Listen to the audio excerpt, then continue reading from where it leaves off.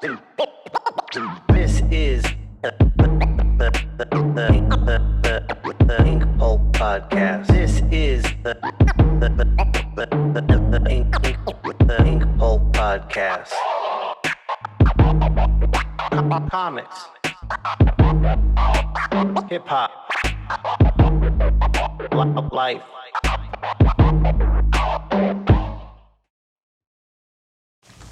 Welcome to Inkpulp Audio. This is number 2 of this intro because I keep getting new equipment to make the show look better, and then I don't know how the fuck to use it. Anyways, I hope you all are listening to Run the Jewels 4. Shit is fucking awesome. Great album. Perfect timing. And it got me thinking. Let's go back in time. Killer Mike's recording his solo album called Rap Music. The president, I believe, of Adult Swim knows Killer Mike, knows Jamie LP. Thinks these two motherfuckers need to meet. He introduces them. They hit it off. Mike gets Jamie to produce a couple of tracks for his new solo album. They do. And Mike realizes, oh shit, I was meant to rap over these beats. And only these beats. Beats by this producer. And says to himself, shit, I need him to do my whole album. I need to work with him exclusively. And he calls Jamie, and they talk, and he says, hey, I want you to do the whole album. And Jamie says, I can't, I'm too busy. Doesn't really think much of it. Not that he had a bad experience, just not into doing the whole album. Mike says, all right, I'll call you back in a couple weeks. Just think it over. Jamie's like, I can't, I'm too busy. I can't do it, I told you. And 2 weeks go by, Mike calls. You ready to do this? I told you, man, I can't do this. No offense, I'm just busy, blah, blah, blah, blah, blah, blah, blah. And this goes on until eventually Jamie agrees to do it. Cracks. Now, this gets to Mike's intention, and this is what I want to talk to you about. When you put something out to the universe, do what you have to do to make it happen if it feels right. If the universe put it in front of you and made you aware that this is what needs to happen, and Mike knew that, I need to work with him. And this is before Run the Jewels. And he felt confident enough, strongly enough about it that he worked to make it happen. And he did. And they made that album. And it's a great album. And it's a classic. But out of that album, and in recording of that album, Jamie realized what Mike realized. Shit, we're meant to be together. And then they released Run the Jewels 1. History is made. 2 struggling underground artists come together, form a group, changes their lives. No longer struggling. Putting out the best music of their lives. Loving it. I love it. It's a great story. And the 4th album is great. So if you when I listen to the progression of like from rap music to Run the Jewels 1, 2, and 3, I feel like they came out like, I mean, the message is always rebel music, and it's always got balls. But they started getting to some softer, more melodic sounds as the albums progressed, and so I thought this album would dive deeper into that. It did not. It went the opposite. It went hard, it went fast, and it went strong. And I think it's because of the times. I think they are tapped into that frequency. And what they were feeling is what the nation's feeling, what the world is feeling. And it was perfect. It is perfect. It's short, fast, hard. And it's just what we needed right now. So check it out. Good messaging in it. Great music to listen to. Awesome stuff.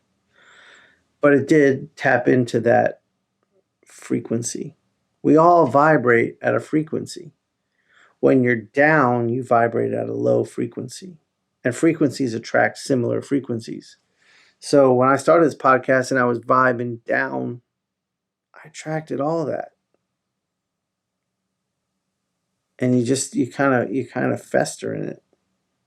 You feel a kinship, like we're all down. But what we need to do is feel a kinship and let's all get up. And that's not what that was. I'm just trying to think of the saying, negativity attracts negativity. That's not it. I don't know, man. It'll come to me. I'm a little tired. I've been working my ass off because I've been building. And that's what I'm talking about with the frequency today. When COVID hit, so I just bear with me here. I think a lot of you know this and have listened to this podcast for a while, but now that we're on Farside's network, I do want to give new listeners a chance to know a little bit. I was full-time art professor running a department in comic book art at SCAD in Atlanta. I was also a full-time artist for Marvel Comics. Did both for a while, reached a point where it was breaking me, left teaching, full-on art, my dream, lived it, proud of that. But I was a worker. I saw, like, do a job, get paid, like that worker mentality, that jobber mentality, if you will. It didn't get me anywhere good. I was struggling to make ends meet. I was struggling to elevate my career. I was getting tired of shitty scripts. I didn't only work on shitty scripts. I worked on some great scripts and had a lot of fun, but I just saw that the trend in the business was writers were being handed everything easily. It was all based on, a lot of it was based on politics and social media followers and all that jazz, which, look, I get it. It's a business, and that's where the money is. Fine. But the comic book industry has become wrought and overrun with politics. It's now the craft, the quality of the books, the art, the writing, it just, none of it fucking matters in comparison to what you think on Twitter. That's what matters. So that shit was getting on my nerves. But I wasn't making ends meet. I had no free time. I was working incessantly. I couldn't get anywhere. I couldn't do anything. It was rough, man. And I wasn't listening to the universe. I'm stubborn. When I get laser focused, when I see a direction to go in, I got to go in that direction. And I'll just fucking knock down whatever the fuck comes in my way. It's stubborn. It's not healthy. It's good to be a fighter, but it's not healthy to think like that. Because the universe tries to tell you shit, and it whispers. And then it gets a little louder. And it gets louder and louder and louder. And bad shit starts happening. Sorry. Because the universe is trying to say, hey, dummy, look over here. So what you got to do is you got to stop. And you got to think. And you got to listen. And you got to reflect. You got to step outside and look at what you're doing. And I just see a lot of people on social media, and I was guilty of this myself, just complaining about shit not going well. And then they get a rush of people like, I'm sorry, I'm here for you, I'm your buddy, I'm your friend, I support you, and all that shit makes you feel, I feel a little better now, I got friends. But you don't change it, so it doesn't change. So next week, guess what? You're back on there doing the same thing. Maybe it's a different focus point you're complaining about. Gotta change your shit. And I wasn't. I was stubborn. And I wasn't changing it. I didn't know. And then I hit just bottom. Everything bottomed out.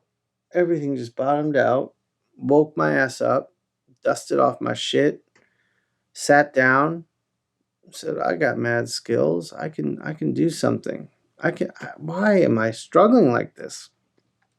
There's no reason other than it's because of you. Not my fault, but because I'm not figuring out what to do. So I made a bunch of plans, and now they're being put into action. The plans relied heavily. I made this plan in 2019, in 2020, on convention income. Then COVID hit, and conventions disappeared. Now, the old me would have got lost in the mire of the darkness there. Woe is me. Life fucked me up again. Life beats me down. Blah, blah, blah. Fuck that noise. And I didn't act that way. I adjusted course. I made a plan, and I got busy working and hustling. And what I did was I took that frequency, and instead of bringing it down, I rose that shit up. And rising it up, vibrating at a higher frequency, attracts higher frequencies. This is all shit. I would have thought you were crazy if I heard this 2 years ago. Or maybe not thought you were crazy. I wouldn't have understood. And now I do. And when I vibed at that higher frequency, that's when this Far Side TV thing happened. So my point is, we all need to have that ability to look at ourselves. And when shit's not going well, it's because there's something you need to learn. And you got to focus on learning that lesson instead of saying, why is me? And keep thinking about, why is this happening to me? Let go of that. Why it's happening to you is because you got to learn something. And it's like a game. You learn it and then you move to the next level. Keep your shit positive. Keep your frequency high. And keep moving. That's all. Today, I have Dave TEVENAL on the podcast. Dave is a fucking baller artist, tattoo artist, graffiti artist, illustrator, all the above, baller. I became familiar with his work a few years ago, loved what I saw a lot of shit I like in his work, and big fan of his tattoo work for sure. His graffiti work is beautiful too, or his large scale can work. So we chatted a little bit on DM over the years, over the couple last year or so, and it was cool. We hit it off. He's a huge fan of comics, so and then I'm watching Fuck That's Delicious, which I love Action Bronson. I love that show, and there's Dave tattooing Action's hands on the show. So when Farside approached me about doing this, I was like, I need to get some guests that tap into my love of comic books, my love of hip hop. And Dave just popped right up. Like, oh, I got to get him on there. Dave's a huge fan of comics. And when I asked him what comic book or comic book artist that's had an impact on you do you want to talk about? And he said, well, it's a more recent artist that just blew me away. And it was Trad Moore. And so I was like, oh, all right, cool. I know Trad. We could talk about that. That'd be great. And we picked Silver Surfer Black, which I hadn't read, but now I have. The story's kind of a mess, but the artwork is really transcendent, psychedelic, cool, awesome. So we talk about that. And then we decided we'd draw the Silver Surfer while we're talking. So we both did that. And then I asked him, what about hip hop? Is there an album or an artist that has had a significant impact on you? He said, you ever heard of a guy called Big Crit? Well, yeah. I'm a big Crit fan and have been for a very long time. So we dive into Big Crit too. It's a great episode. You can just tell when you're recording an episode, energies are high, frequencies are high, you're jawing, you're jamming, you're chatting. This is just one of those. So I hope you enjoy it. If you're new to the Inkpulp Podcast and you're seeing this through Farside Network, please go to my YouTube and subscribe over there. It's Inkpulp on YouTube. In fact, while you're at it, it's Inkpulp, INKPULP, across all social media platforms, Facebook, Twitter, Instagram, TikTok. Give me a follow. Trying to build some shit here. Oh, and speaking of building, that's right. So when I made the plan and I was building, then COVID hit.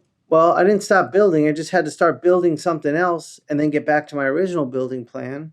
So the podcast is where I started building, and now I'm back to the original building plan, which is Inkpulp Instruction. I am creating a large series of downloadable instructional videos on how to do comic book art, and I'm filming the first one tomorrow. And it's not just going to be me in the end. The first one will be, and I'll do a bunch of them, but I'm going to get all the comic book people I know, the best of the best, to sit down and record some instructional shit. My goal is to have a source for anyone interested in comic book art in any aspect or area of it. If it's just a niche or you want to learn all of it, you can learn how to do it for for a fraction of what art school costs. Go to art school, you can pay minimally $100,000. And if I do a couple hundred videos for a couple grand, you can get the education of a lifetime from the best of the best. So that's my hope. Keep your eyes out for Inkpulp Instruction. It is coming. More on that as you listen to the podcast in the future. But for now, here's me and Dave. Enjoy. So I first came across your work, Dave TEVENAL. Am I saying your name right? TEVENAL? Yeah, it is. It's a very odd Puerto Rican last name. But yeah, you said it just how exactly as I would say it. So, okay, good. I just want to make sure. It's a really odd name, though. No, I like it. I like the name. I was at Russ Abbott's house for a barbecue, I believe. And maybe not. I was over there. Mm-hmm. It was a party. It was a party of some kind. And on a coffee table in the room where all his guitars are was a book. Mm-hmm. A hardcover book of your artwork. I was familiar with your work, but I spent the party with my face in the book because I loved it. And cool. I was like, oh shit, I love this artwork. It had a lot of my passions in it. I saw love for comics in it. I saw love for graffiti in it. Mm-hmm. And I saw you as a tattoo artist in there. And that just got me going down the wormhole. I followed you on Instagram and quickly realized you're fucking amazing.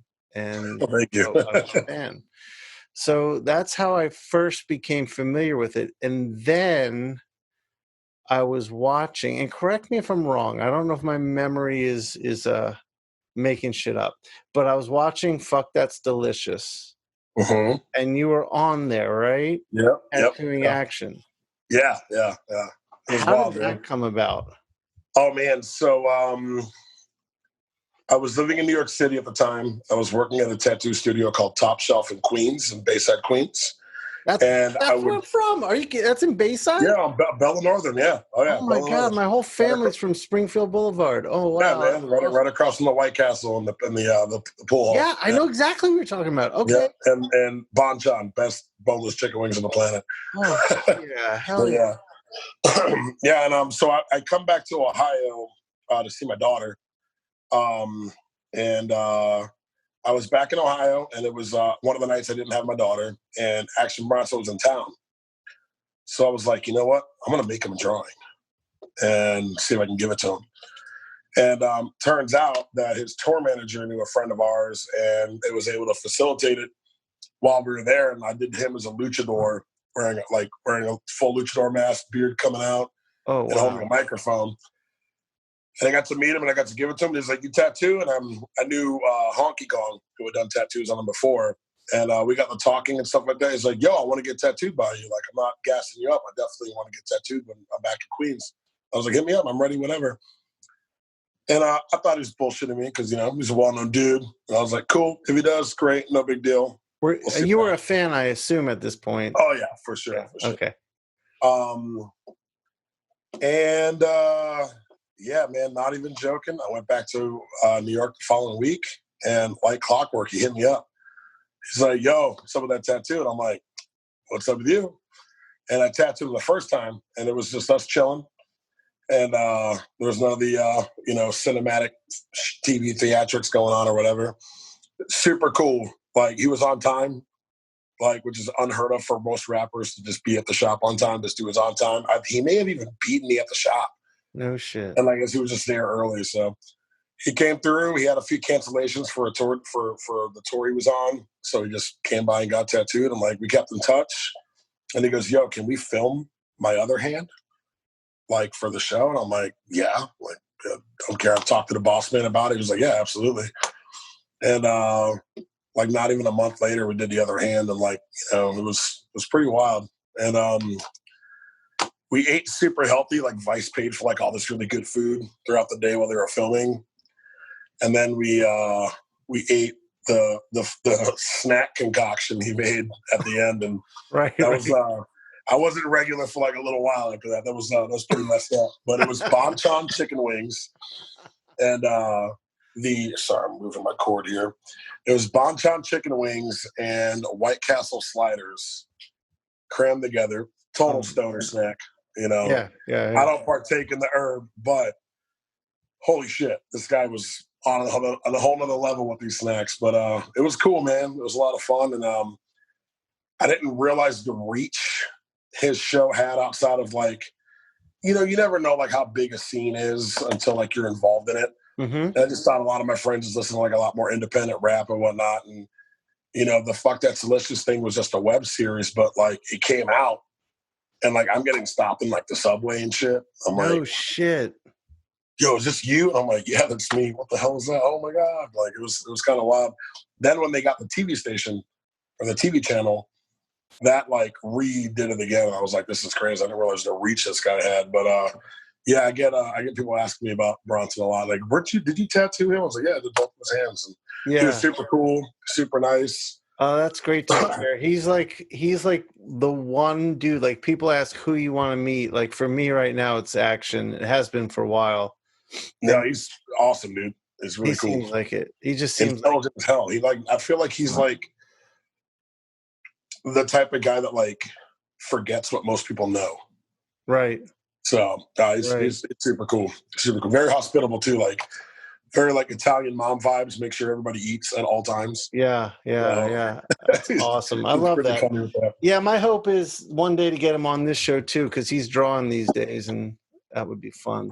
Yeah, he's like doing gallery shows and stuff. Yeah, he's making a lot more money as an artist than I ever will. That's right. Good for him. I saw that.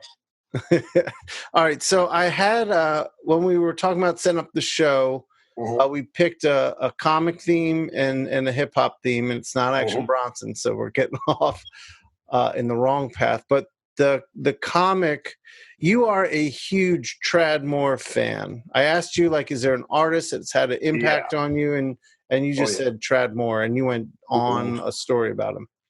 Yeah, that was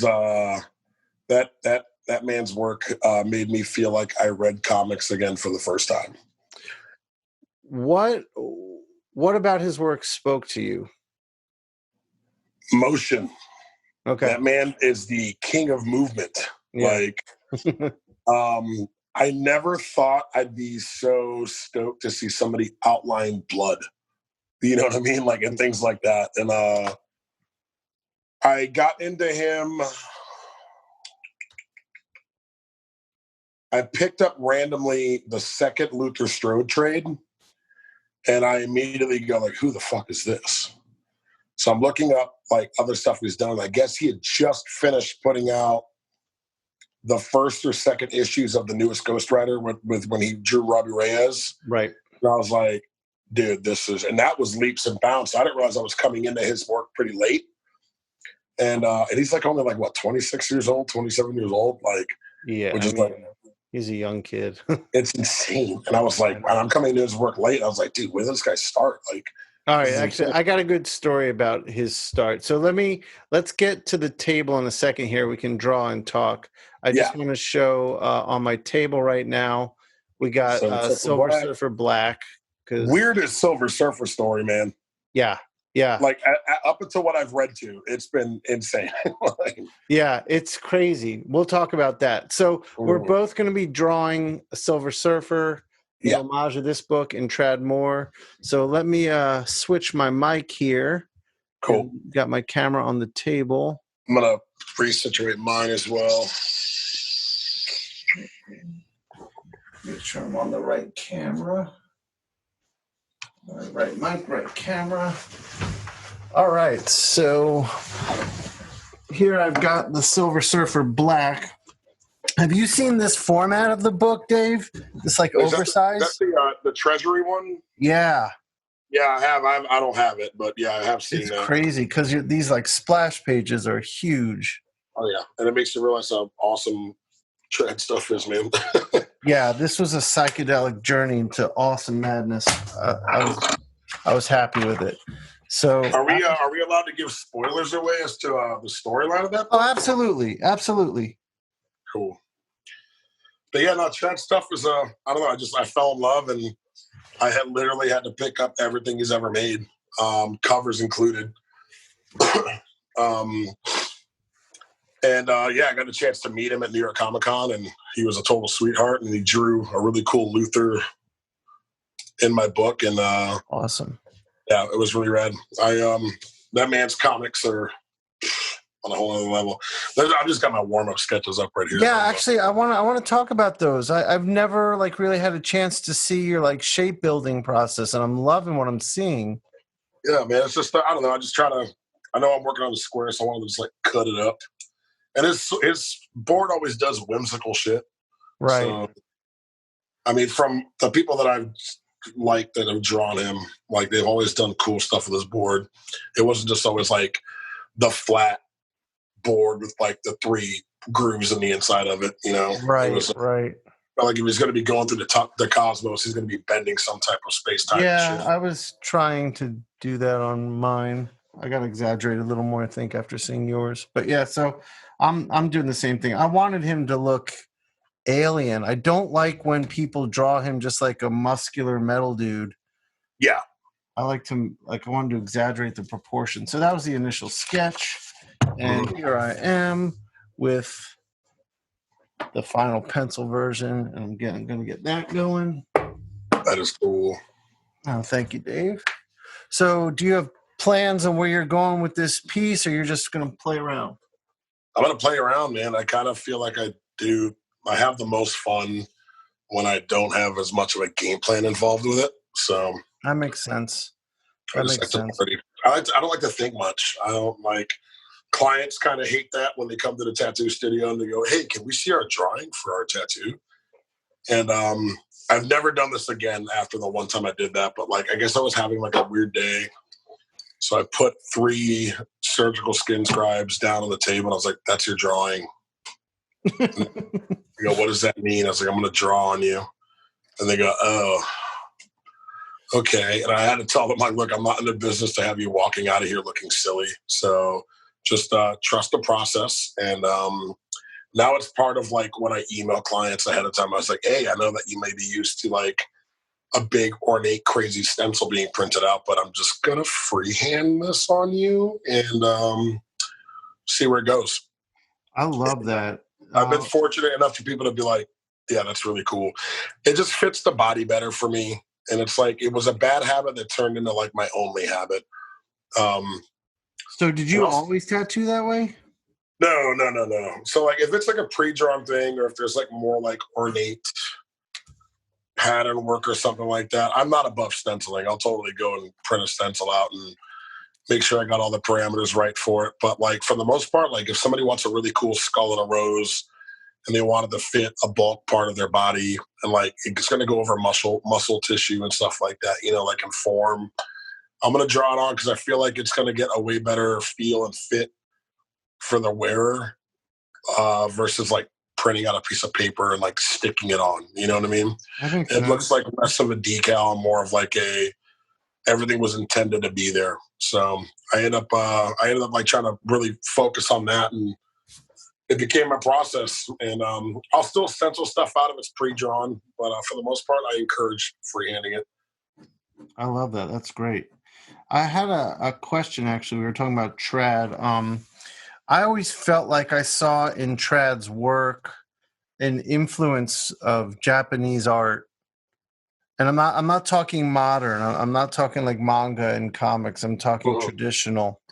And I wondered if that was something you saw that attracted you to it when you first saw it. Yeah, like when he's like nailing panels that like, and I have to show this. It's hard to describe in words, but I got all of his books right here.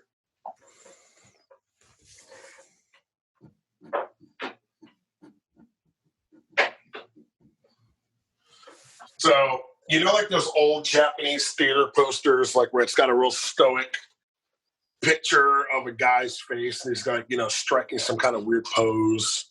Mm-hmm. When you get into a lot of his panels where he's just like showing a face, like that brick going against that guy's face right here.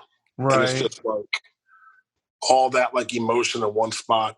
It's a pretty still image and it's like captured in time, but you get that whole feel of motion, like with like the bullets going through it and things like that. And I just feel like he nailed a lot of like what those old woodblock pieces would be. Like they were like laid out perfectly. And I feel like every part of the page like it commands an attention that I feel like the same when I look at those posters. He's but yeah, it's like an aesthetic he just nails, but it's like profoundly still his, you know what I mean? Oh yeah, he's definitely a unique voice, very much so. Yeah, in fact, I've always wanted to ask him about that Japanese influence. Yeah, I'd love that. Yeah, I'd love that. When you find out, man, I'm gonna watch the shit out of that. If you guys do that like on a podcast or something, yeah, or just let me know. Hey, Trad said this. I will. Yeah. In fact, if I do get him on, I'll see if you want to come on and jam with us on that. Oh yeah, yeah. He'll remember me as the guy that like, almost had an emotional breakdown when I met him. I can't believe. Oh my god, dude! I love fucking meeting my art heroes. Oh yeah, I mean it's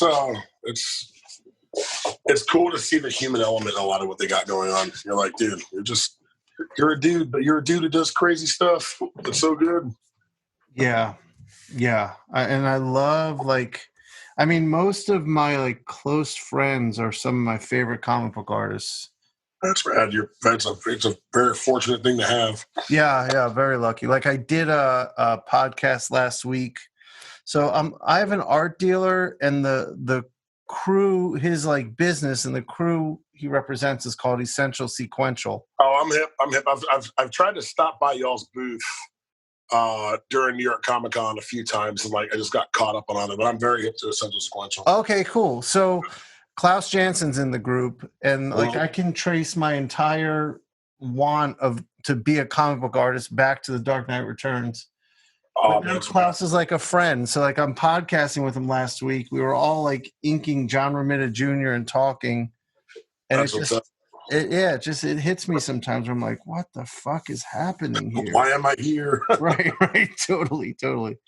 But my funny little trad story is me and a buddy of mine built the comic book program at SCAD in Atlanta. And I taught in that department and ran it for about 10 years. Okay.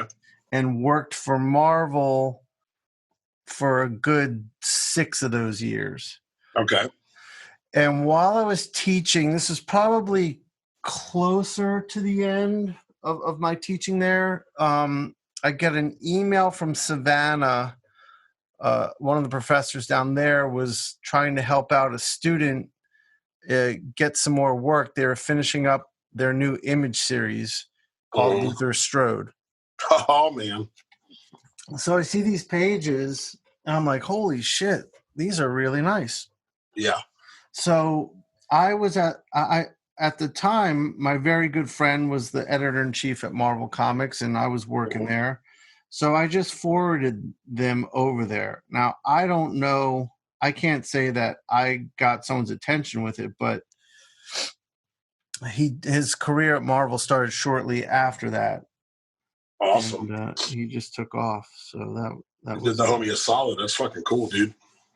Yeah, I don't like cutthroat shit. I'm very much like we're all just artists, and this is a hard enough way to live, to Oh yeah. make a living. So if I can help anyone out, I'm down. I mean, I'm not threatened by anyone who's amazing. Oh, for sure. And It's a lot like that too. Like with tattooing, like I feel like a lot of the older guard in tattooing think in the form of a pie mentality, like that the client pool or the ability or the amount of people that are like gonna get tattooed is always going to be a finite resource. right. And I feel like that train of thought is very outdated and archaic. And I've always like learned that hey, people turn 18 every fucking year. Right, and, right. You know, trends will come and go, and people are always going to want to, if now more than ever, indelibly mark their body with something cool. Right. I was just going to say, now more than ever. Plus the craftsmanship in art and comics and tattooing is Yeah. Technology has helped us out huge, man. Yeah, for sure. Yeah. So talk to me a little bit about Silver Surfer. You enjoyed what you read of that? Yeah, I read up until so yeah, I guess spoiler alerts for whoever hasn't read it. When Ego enters the fray. So okay.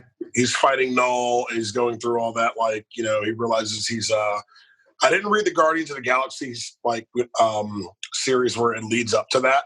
Right. Because I guess like that the Black Order shows up, and then some space-time shit gets ripped, and then Silver Surfer's trying to like sorry, I choked there a little bit. Silver Surfer's trying to like save everybody he can with his power cosmic before like everything gets all crazy, and he goes through all those like, you know, different time portals and shit. And then man, like seeing those three acolytes of Null in the beginning with like how they were drawn, and seeing like, you know, where he took that, like, have you read The New World? No. It's Trad's book that he did with Images. I think it's his most recent book with Image. That's when I saw his style go way crazier, and all the characters in there had these like real round mecha robotic shapes, but they were like super animated.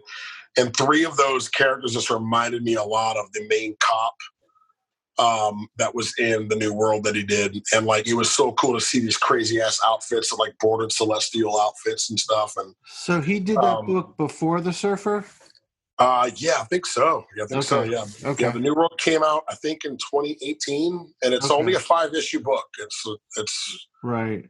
Quick read, but it's really, really cool. Because I know the Silver Surfer came out in December. So right. Do you know who wrote The New World? I don't know who wrote The New World. I know him and his wife colored it, or he drew it and his wife colored it. Okay. Okay. I don't know who wrote The New World, but Coates on the Silver Surfer one, he's badass regardless. I don't know. I like it. I like how you got like he's a weirder Silver Surfer in this book. I read up until like I think issue 3 or 4, and I just forgot some of the lingering details towards the end. But I watched that whole fight he had with Null on his like beast that he had. Yeah. Grendel. The Grendel, was it called? I don't remember what it was called. He shoots a fucking power beam through his mouth, and it erupts through his asshole. And yes, and that in the format of the book, I have that oversized format. I was just reading it last week in just in bed at night. And I was just awing at the artwork.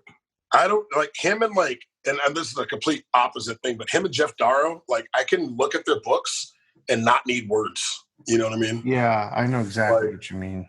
It's perfect, man. I don't know. It's crazy to see, but so you didn't get to the part where you saw what was inside of Ego?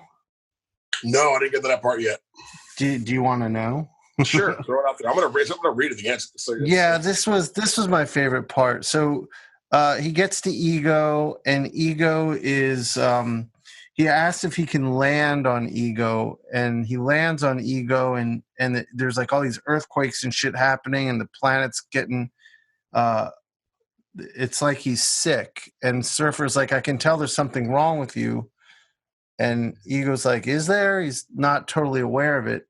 Because early on in the book, they show the backside of Ego when Surfer's talking to him. Mm-hmm. And you see like just it looks like it's destroyed. It's like an explosion in it, but they don't touch on it till like the next issue. So you find out Surfer goes to the center of the planet. Like he's already got his arm is fully engulfed in the darkness. Yeah, the darkness, yeah. And Ego's like, no, you won't survive. And Surfer's like, look, I'm fucked up, but I'll survive. Mm-hmm. And he has a rough time getting into the center of it, but he gets there. And it's a really beautiful double-page spread of him traveling through like molten planet, and Trad does all these like little dioramas of, oh my god, yeah. Remember when you were a kid in like the textbooks when they'd have like the Earth and it looked like a wedge was cut out of it and you'd see the different layers? Yeah. So Trad kind of drew that as he's like traveling through each layer. What a crazy person. Yeah, it was cool. So and he gets to the center, and I forget what it's called, but it's the incubator for baby Galactus. Oh shit! And it's just that crazy. Because he goes back in time. He goes back in time when he went to that time rip. I know that, and like that's when Null was about to like. He had what's that sword he had called? I forgot what the sword's called. Yeah, I forget what it's called, but what a cool design on that sword. Yeah, oh man, with all the weird like fucking drips and stuff on it. Yeah. And he killed the Celestial, and I guess it was like as he was getting ready to go like wage war against the Celestials, and I knew what timelines they were cutting into, but like, oh man, like that book was heavy. I gotta read the rest of that. But so it's a baby Galactus incubator. Baby Galactus incubator. Yeah, it's just this. It's the most beautiful Kirby creation. It's this cube. I got yelled at for comparing Trad to Kirby recently by a friend of mine. You did? And yeah, but it was. I mean, I'm not trying to like be a dick, but he's like a non-artist friend. But like, I'm like, you don't see the correlation between like how like Kirby got to bend and break all the rules of how he drew and like what Trad's doing. He's like, he doesn't like Trad's work. And I'm like, dude, I can't believe it's like, you don't, I told him some people are just meant to get it. And like, you're not one of those people. Yeah. He got real mad at me about it, but I'm like, his dynamic is just, I don't know, man. It's, I can't put in the words how it just sits well with my brain. Yeah, I agree. So this, if you look at the screen here, that's the Galactus Incubator. Holy shit. And that's at the core of the planet? Yeah, that's in the inside Ego. So I'll show you if I can get to it. This is, these pages are Surfer getting to the center of Ego. But I'll show you, like this part right here where you see the layers of the planet and the Surfer's traveling through it. It was just really nice design work. I need to buy that Legacy or that Treasury version. Yeah, this really kind of got me excited to work in that sort of format. You tend to get kind of trapped in comics thinking about a specific format only, but that was refreshing to help me break out of it. So talk to me about your history with comics. So I don't want to sound like ultra cliche, but it really was this. Like, we didn't have a lot growing up, and my parents never said no to art supplies or books. That's awesome. Toys were hit or miss, but they never turned down art supplies or books. And we had a comic book shop in the area. I grew up in Houston.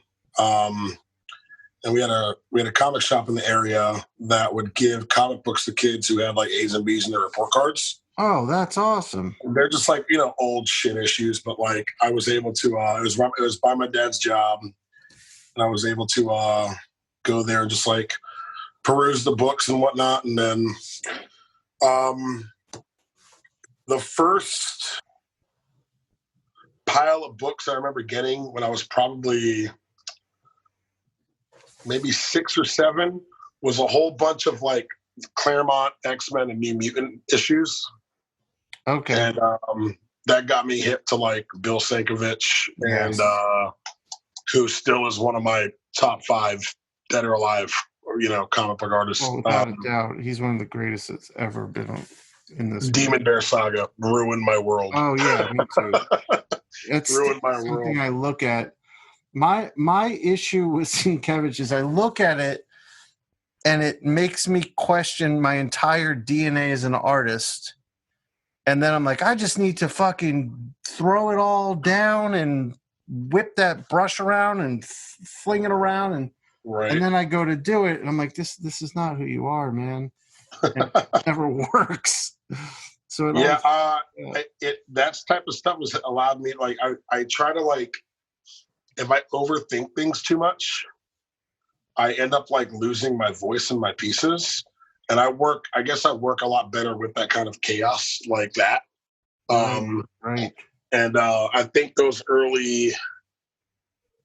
early exposure to stuff like that made me realize that, you know what, like, I'm way better of, like, with my process, I get looser and more expressive like that. I'm the opposite, man. I think, I plan, I push. I mean, it's what made me a good teacher, I think, was I can explain, and there's always I'm terrible at that. And I don't know about you, but for me, I always look at like super expressive and organic artists like yourself, and I'm like so like jealous of like the ability to do that. I'm like, I wish I could just do that. There's a lot of like fucking up during the process. Like, I don't draw things anatomically, anatomically correct. But I try to keep. I got my portfolio critiqued once in San Diego, and the person that was critiquing it said that my illustrations were well informed. Yeah. Were too willy-nilly in anatomy for what they would like. And like almost everybody who saw my stuff was like, these look like tattoos. And I was like, well, I've drawn for skin retention, so I use like a lot of line work and shit. But so you were already a tattoo artist at that time? Yeah. I've been tattooing 15. I mean, I count like my times of when I was like tattooing my friends all punk rock and stuff at home, because it's still part of the learning process. Sure. My apprenticeship was very unorthodox, but tell me that story. Like, tell me about getting into tattooing and oh boy, all that stuff.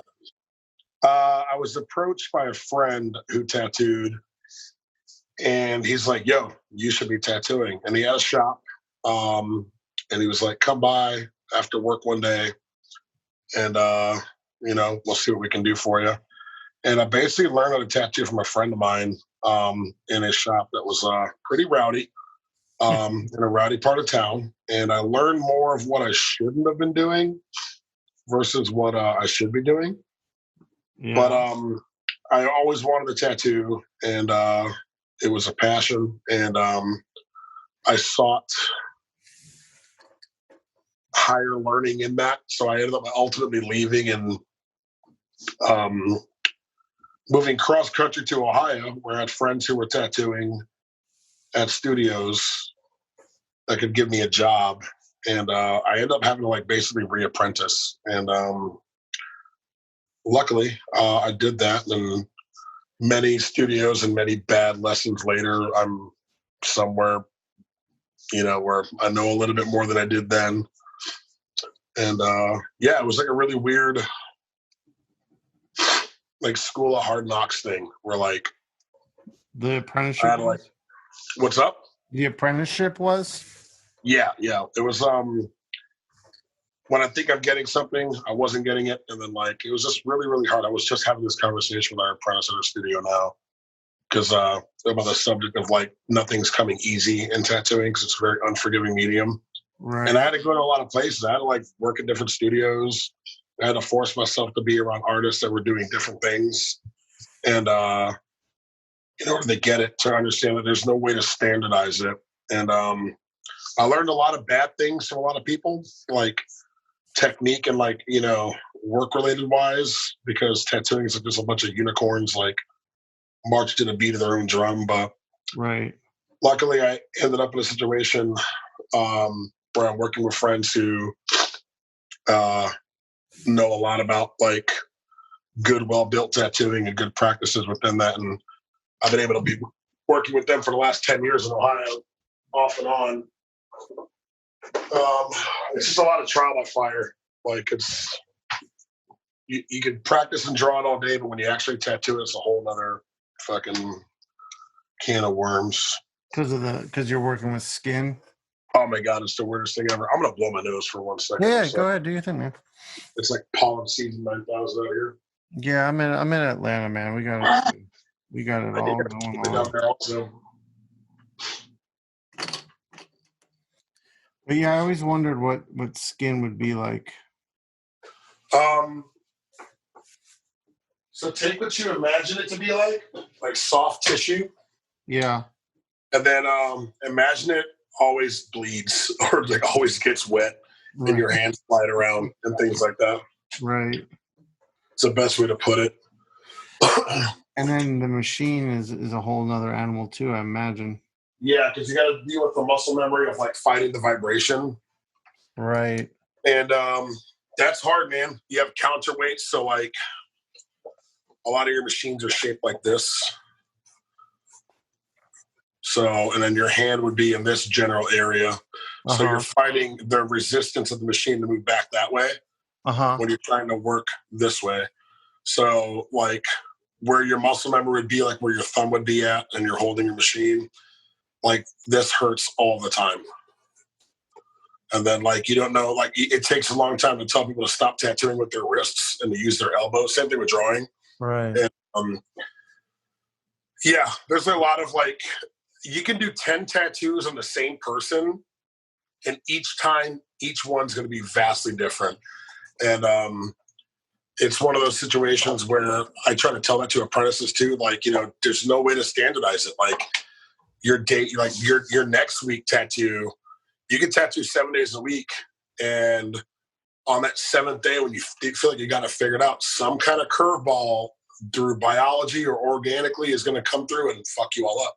Sure. So people bleed at varying rates. People have different heart, like, you know, blood pressure, things like that. You know, if there's medicine or if they got hungover or anything like that. There's so many different variables that it's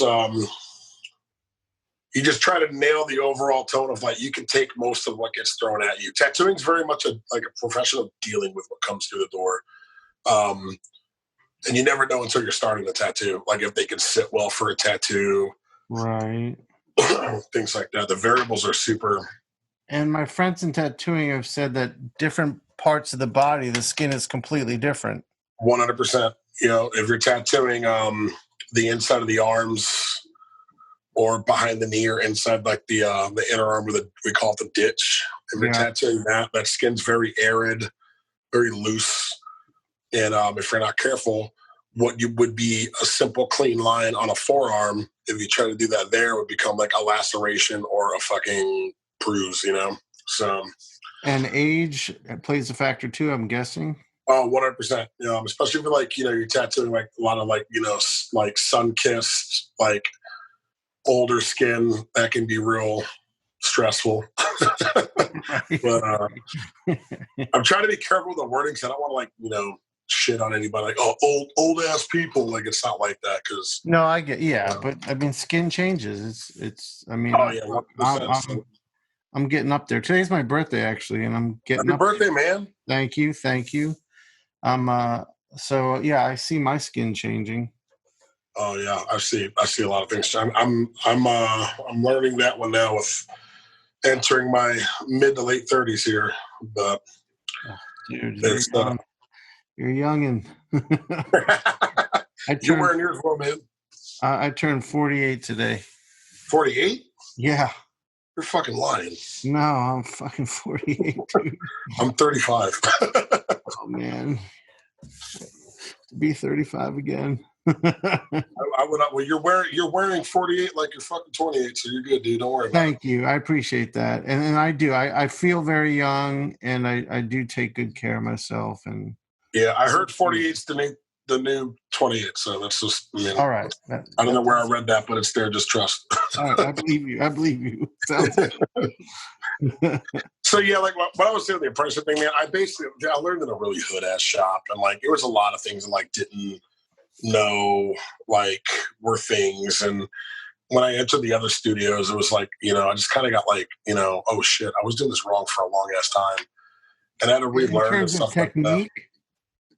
Yeah, technique. Yeah, 100% technique. Thank God nothing's, with sanitation. I was pretty fortunate to be in studios that were fairly clean. You know what I mean? And then I learned, like, when I went to one studio in Ohio when I first moved out to Ohio, where it was APP certified, which is the Association of Professional Piercers. Oh. And they have a very stringent code to get that kind of certification for a studio. Okay. And luckily I was able to learn really good cross-contamination protocols or anti-cross-contamination protocols and universal precautions that made me into a complete germaphobe, which was awesome. And I'm very fortunate for that, because like these days now I see people doing some crazy stuff and I'm like, oh God, like, is that what you do every day when you come to work? Oh, wow. Do you have a family that you go home to? Oh, shit. Yeah, I remember Russ was a real big into like extreme cleanliness. Oh, 100%. And that shop is amazing. Like, they are on top of their shit down there at Ink and Dagger. Yeah, that is I feel very fortunate to be so close to such an amazing shop.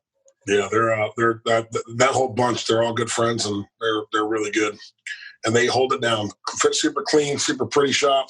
I enjoy it there. Yeah, in fact, all of the work on my body was done there. Now that I think, who'd you get tattooed by? Ross did my chest piece. Eddie did my foot. Eddie Stacy's my dude. Eddie's like one of my close friends, dude. Yeah, you should fucking let him know we're shooting the shit, man. Like, I will. Dude, maybe we can do another one of these. I'll get Eddie on too. That'd be awesome. He's all graph head. He knows what's up. Yeah, I know. Me and Eddie meet for breakfast about once a month up until COVID hit. But yeah, he'll be like on the way into the shop and he'll text me, and my studio's close to the shop, so we'll meet for breakfast. I legit can't say enough good things about him. He's rad. Yeah, Eddie's the man. So Eddie did my foot. Do you know Matteo Scalera? Yeah. Oh yeah. Okay, so Matteo's like one of my best friends, and Eddie me and Matteo wanted matching tattoos. That's rad, man. So Eddie did them. It's on my foot. It's on Matteo's rib. So Eddie did that, and then Wes did the dragon on my arm. Yeah, he's super good, man. Yeah, super Wes good. is great. I met Wes. I was in the shop, and because I apprenticed for a little bit with Russ. Oh, wow, really? Yeah, and I was in there one day, and there was a guy who's at another shop not too far away who was interested in coming over and was coming over to guest spot and sort of try it out. And I was in the drawing room, and he was there, and we hit it off because he came out of the Art Institute of Atlanta, and that was before I taught at SCAD. I taught there. Yeah. So I had just missed him, but some of his teachers were some of my friends that taught there. So we got to chatting, but his art was solid. So I always knew I wanted to get some from him. And then all the lettering was done by, I don't know if you knew Trips when he was there. Yeah, Trips Kahai, yeah. Yeah, so Trips did. Am I saying that right? He has a Hawaiian last name. Yeah, Kahai, you're right. You're right. He's back in Hawaii now and has his... I did see that, yeah. And then this is going way back, but Javier, who used to be there, did all my other lettering. Tattoo Ninja? Was that who that was? No, that's Eric. That's Eric, right? Yeah, Eric. I met Eric in El Paso because I know he was out there for a while. Yeah, when I was spending time in the shop, I talked to Eric a lot. We got along great. No, Javier. Older. He's Javier moved down from Delaware. I know that. Yeah, that's Javier. Yeah, totally. Yeah, I remember him. So he did like the letters on my hands and some on my arm too. Yeah, I haven't talked to that dude in ages, man. Yeah, his line work just blows me away. Yeah, I think he moved back up that way, didn't he? I haven't seen him. But he's back in Atlanta, but he's not at Ink and Dagger. He's downtown in the city now. Gotcha. That's where my wife and I got like a lock and key set from him on my back and on her back. So Yeah, I mean, you're throwing me through a tattoo time warp right now, man. Yeah, I met Javier years back when he was working at the Baltimore Tattoo Convention, and I know they were over in Rehoboth, Delaware, for a while. And I forgot. He worked with this guy Sean up there, and then I heard he moved down to Atlanta and stuff. And yeah, I forgot all about him, man. Yeah, my wife for my 40th birthday, I wanted to get an S on my left hand and a Z on my right hand because my kids are both Z. And she knew I liked Russ's work, so she called to get an appointment with Russ, and Russ was like, well, I don't really do lettering, but we have a lettering guy. So she set it up with Javier, and then he was like, well, I'm not going to, she said it was on his hands, and he was like, no, I'm not going to do that. Well, he's like, well, what does he do? And then she told him I was a comic book artist. He was like, oh, okay, that's fine. I'll do his hands. He's in the mix. What's that? He's in the mix. He knows what's up. He knows how it is to live in a painful ass career. Exactly. So I went down. I was working on at the time. I was doing a Phantom X Max series for Marvel. Oh man! So I went down. I had all the pages there, and me and Javier kicked it off. And he ended up trading a page from the book for the tattoos. That's a fucking rad trade. Yeah, I was stoked on that one for sure. That's what I told fucking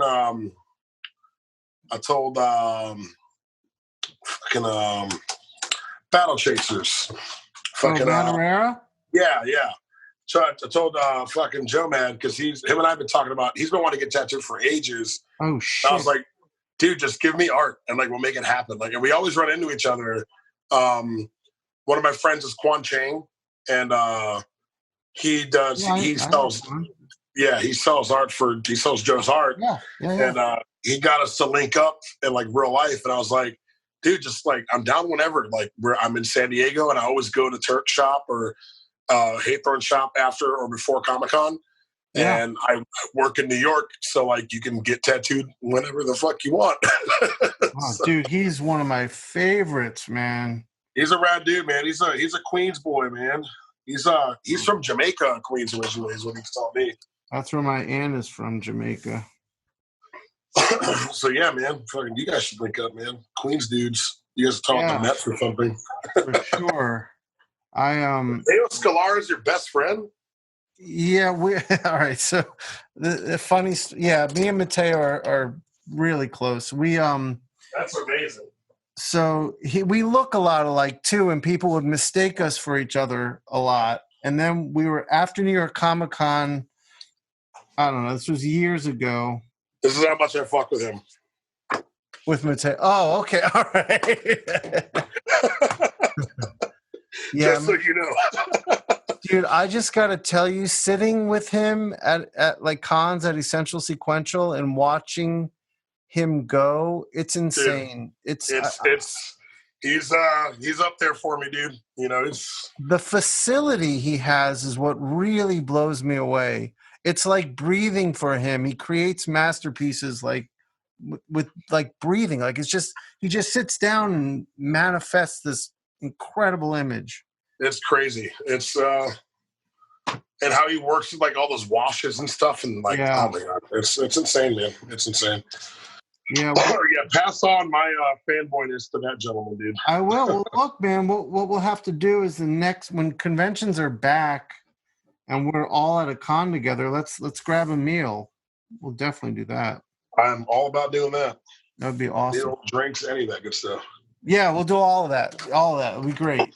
So Mateo and I, we always hung out. We were both at Essential Sequential, and 1 year, this is fucking funny. 1 year we were at Seattle, and it was raining a lot more than we thought it would. We didn't come prepared. Yeah. So I left the floor early one day to go grab a jacket, and then on my way back to the room, he went to get himself a jacket, and then he gets back to the room and he's like, hey man, I got a jacket. I was like, oh good, me too. We pulled out, we got the same fucking jacket. So we were like, fuck it. So then we go out and everyone's like, you guys already look enough alike. Now you got to wear the same fucking jacket. That's So hilarious. then we made it a point to get the same jacket at every convention. Every year. Was that the Emerald City Comic Con? Yeah. They just canceled. You know, they rescheduled the show when COVID hit for the end of August. Yeah. And I just got the email. Obviously, that one's canceled. Jeez, man. Yeah. When I saw the San Diego news, I think I visibly threw my remote or something. I was really upset. Yeah, well, dude, I mean, fucking summer. I know. Well, for me, I had scheduled myself, I'm moving more into doing my own shit and getting away from the corporate comic stuff. So I had put this whole plan in motion, and my summer and spring income was going to be really based heavily on conventions. That's exactly what the hell I was going to do for tattoo conventions, man. Oh, I did 3 conventions. I was like, I'm rocking and rolling, booked a bunch more, and I'm like, this is going to be great. This is my comeback season. And then Hurricane COVID. Yeah, that's exactly what happened to me. And I was like, oh shit, my income for the year is now just vanished. Uh-huh. So yeah. I mean, luckily I adjusted course quickly, and all the art buying public, even amidst all the financial uncertainty, came out and supported us. And dude, yeah, they showed up, man. They really did. Yeah. If I didn't get the few commissions I got over the duration of the fucking outbreak, I would have been screwed so bad. Me too. And here's the other thing. I launched a fucking Kickstarter for my new art book. Yeah. 3 days before the lockdown started. Mm-hmm. And then I made it, and I'm so grateful I did. But for a little while there, I was getting a little nervous. Scary times, dude. Yeah, that shit was fucked up. Yeah. But you guys are one of the first states to reopen, though. Yes. Yes. I was almost going to go down to Georgia if Ohio didn't pick its shit back up, because I work in New York often too. I go to New York every 3 weeks still. Okay. After I moved back, went through a pretty gnarly breakup and came back last summer. But I still have tons of clients out there, and New York has got its dates at the end of June tentatively. It may get pushed back to July, just because they're ground zero for the outbreak right now. Right. But Ohio had an indefinite date, and I was like, well, fuck it, man. If Georgia's going to get their open date on April 26th, I'm leaving. I'm gonna be tattooing in Georgia now. This is just going to happen. But luckily we got our date and stuff like that. But yeah, you guys, did you see, were you questionable when you saw that Georgia was going to get back to it so quickly? Yeah, I was real worried. And my wife she's an esthetician, so she works in a spa. Yep. So she's under the same guidelines we have. Exactly. So she's working in full PPE now. Uh-huh. Like a face shield, a mask. So she was terrified. I mean, look, I'm nothing much changed for me. Right. I have my own little studio. I don't really see other people very much. Yeah. But yeah, I thought it was a little fast, and they didn't. The way they opened was poorly organized. They said they were going to open. It was a Tuesday. They said Friday we're opening, and then they didn't put out guidelines for businesses until Saturday. Jeez. Yeah, we found out in Ohio. They announced it on a Wednesday. Opening date was the following Friday, 2 days later. Yep. Same shit. Luckily, a lot of the tattooers in Columbus met up with each other, and we all talked about what we were going to do. Because we have the Hell City convention here that's thrown by Derb Morrison. Right. And he's helped write the bylaws for the state of Ohio for the health code for tattooing.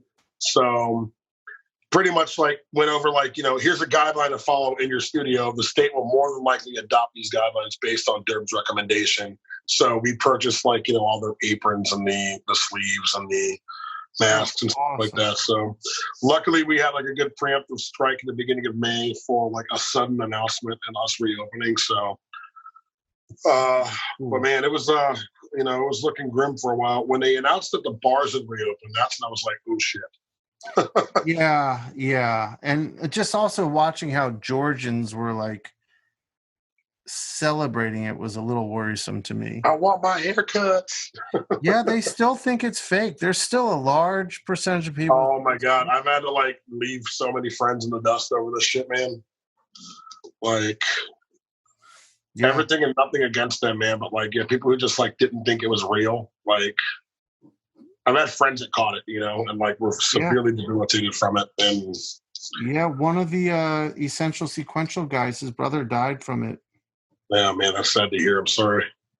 Yeah. Well, you know what made me, before it hit here, what made me really take note of what was coming was Matteo.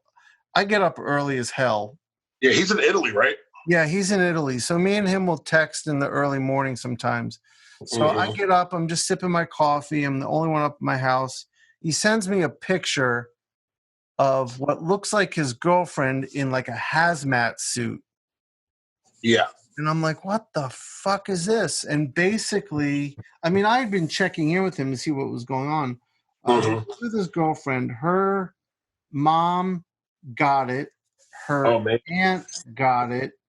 But they weren't so sick that they needed to be hospitalized. Or they probably should have been, but the hospitals were too overwhelmed. Oh, yeah. They were only taking like cases that were near fatal. So they sent them home, and Matteo and his girlfriend with a bunch of needles and antibiotic liquid and said, give them a shot of this twice a day. Wow. Yeah. These are not like Matteo's an artist, as you know, and his girlfriend's like an athletic trainer. So they're not medical professionals. Right. But they had to go over there twice a day, get dressed in these hazmat suits, give injections to her mom and her mom's sister. Holy shit, man. Yeah, so that when I saw that, I was like, what the fuck is coming? That's what hits it fucking home, dude. That's crazy, man. And her cousin died of it. He was the first one in the family to get it. And it was actually on a podcast. Like I was talking, like my podcast when this first started, we would spend a lot of time drawing and talking about what was going on. Yeah. So I asked him, I was like, I said something about her cousin in present tense. And he goes, you said that in present tense. He passed away. Oh, shit. What a way to find that out. I know. We all just went silent. And it was just like, fuck, man, these are the times that we were. Yeah. A friend of mine's dad passed away from it, and they couldn't do anything with him for they couldn't do anything as far as claim the body and whatnot for weeks. Right. And two of my really good friends caught it, and they both were like, dude, there were moments where I didn't think I was gonna make it through. And they're young dudes, man. Yeah, I know a few artists. A writer I know was really fucked up from it, and he told me that. One of my friends has to go get chest X-rays done to see how far it went into his shit. Jesus. Well, my family, we're dealing with some shit right now. My mother-in-law has Alzheimer's, and she's in an Alzheimer's unit. And it just an outbreak just happened. And this morning they called. She's wheezing and coughing, fever and weak. And we're like, oh, fuck. Yeah. And my wife can't see her mom. And if it goes really bad, she'll just never see her again. And that's what Matteo was telling me was happening in Italy. And my wife was like, I can't believe that would happen. And now here we are. Yep. Yeah, man. Oh, I'm very sorry that you guys are going through that. I do wish the best for you now. I didn't mean to bring up all the doom and gloom. No, it's fine. I mean, it's good. Yeah. Good to talk about it. Yeah, man. I feel like with the current state of the injustice in America as well, man. I feel like a lot of us banded together for a very humanitarian, no doubt, effort to push the fucking, the equality and the anti-police brutality movement together. But at the same time, this has been a huge cloud still looming over all that as well. For sure. And actually, I did want to talk about that. You've been out there. Oh, yeah. And so what's it been like out there for you? So we've actually been going down as a shop, man. Like I work with like a lot of friends of mine in the studio. Like we're all from the hardcore scenes and graffiti scenes and stuff like that. So I'll be real with you, man. Like I understand that not all, not all people are bad, and we can carry that over into professions such as law enforcement and stuff like that. But as a member of subcultures that have been vilified by law enforcement and having been on the receiving end of some pretty brutal ass whoopings from law enforcement, I understand this outrage 100%. And I do. I've been fortunate enough to grow up in a household with a black stepmother, and I've got many black cousins and aunts and uncles, and my dad's Afro-Caribbean, Puerto Rican, so that's like it's being biracial with all that, and I get it. I see what it's like for people to go through. I have very low melanin content, but I let it see what my family directly has had to endure firsthand by being, judged and shit like that. And right. I 1000% believe that there is a fucking problem systemically with the police force and police brutality. And it holds the same hand as racism. Yep. And it's they're disproportionately affected, and I had to do my part. I got arrested once at a permission wall in Houston. And the police officer rolled up on us, and it was a legal wall. 3 p.m., middle of the day, we're painting a mural, and they thought we were just willy-nilly 3 p.m. vandalizing a storefront or side of a store. We had permission from the owner. It was all the way good. Right. Before I knew it, I'm getting hit. I got punched in the back of the head by this police officer, thrown to the ground. He handcuffed me, and his knee was in the back of my neck for a minute. 1 minute. Shit. And I thought I was going to die. In that 1 minute, I couldn't breathe. And once the owner's son came running out of the store telling them that they had permission, he brought me back up from the handcuffs, ran my ID, kept me cuffed, threw me face down in the hood of a hot-ass car in Texas heat.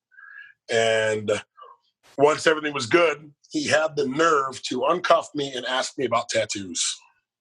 Are you kidding me? And I told him, I was like, listen, man, like, after what you just did to me, I want you to go fuck yourself. Like, don't say another word to me. If you have anything else to talk to me about, or if you want to run my ID, if you want to, I don't know, whatever. If you have anything else to talk to me about, just go and get out of the way. Other than that, you leave me the fuck alone. I'm going to finish this wall, and I want you to get the fuck out of my face. Good. And I never forgot that, and I let it be. And it was on a trip where I was bringing my daughter down to go see my parents back in Houston. So I was already living up east. I was living in New York at the time, actually. And I went to Ohio to go pick my daughter up, and her and I flew down. And I had to come home to my dad's house. My dad thought I got my ass whipped by somebody on the street, just thinking I was up to the same old bullshit. My daughter didn't know what the hell happened to me. And you were pretty bruised up. Oh, yeah. Well, they put me face down with a bunch of gravel and glass in a convenience store parking lot. So, oh, my God. So, when I saw that video of Floyd getting arrested, I fucking knew what that physically felt like. Yeah. And I don't care if you were on drugs or not. Like, it doesn't, whatever these assholes are saying happened, or, whatever the semantics are that they're arguing over, seeing that, I cried, man. Yeah, and, for sure. I wholeheartedly understood, like, why this is like, and I knew it, but like seeing it like that, and for some fucking reason, like this one hit me.